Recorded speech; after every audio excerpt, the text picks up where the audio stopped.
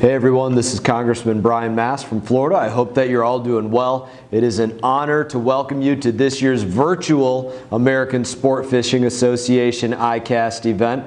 We're really pretty sorry that you couldn't join us here in Florida this year, but I wanted to make sure that I was able to join you virtually for just a few minutes, celebrate the progress that we've made over the last year in our fight for clean water, and also give an update about where that fight is headed to in the future. Now, for those of us who are lucky enough to call Florida home, we know that fishing, it's more than a business, it's a way of life, being out on the water. We also know that the sport fishing industry, it's a catalyst that drives our recreation and tourist economy across all fronts. Now, in the community that I represent on Florida's Treasure Coast, there are more than 100,000 anglers who contribute roughly $349 million to our economy and support more than 3,000 jobs. That's just in my area alone. Now, this is just one of the many reasons why I've made it my mission to protect our environment, preserve Florida's most precious resource. That's our waterways, the waterways that my kids love to fish in, swim in, recreate in, boat in.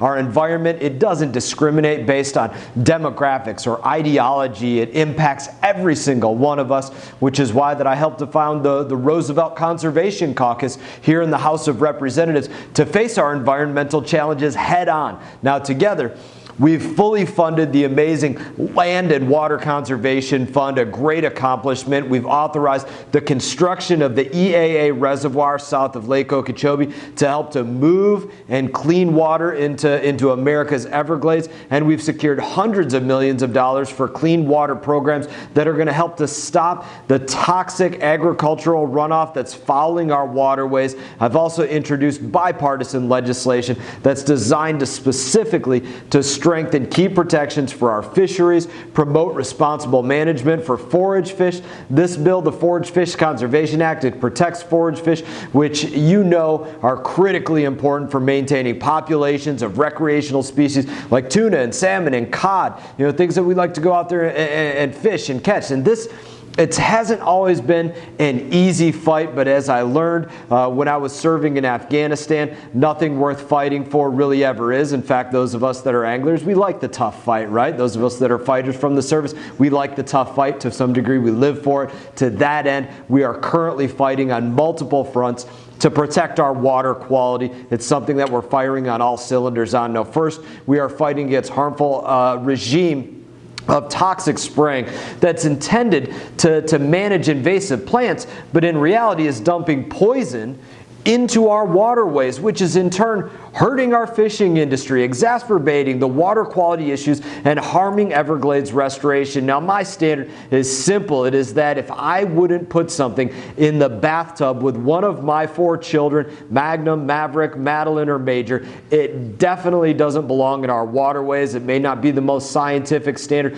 but I think it's something that we can all rally around. We all have children or grandchildren or nieces or nephews or neighbor children that we know, and it's something that I think that if we could get to that point, we make sure that we have the most pristine, beautiful waterways anywhere in the world. I'm going to keep fighting on this front to find alternatives to toxic spraying like mechanical and biological management of invasive species. Now, second, we are locked in a heated battle over the future of Florida's waterways. Our goal is simple.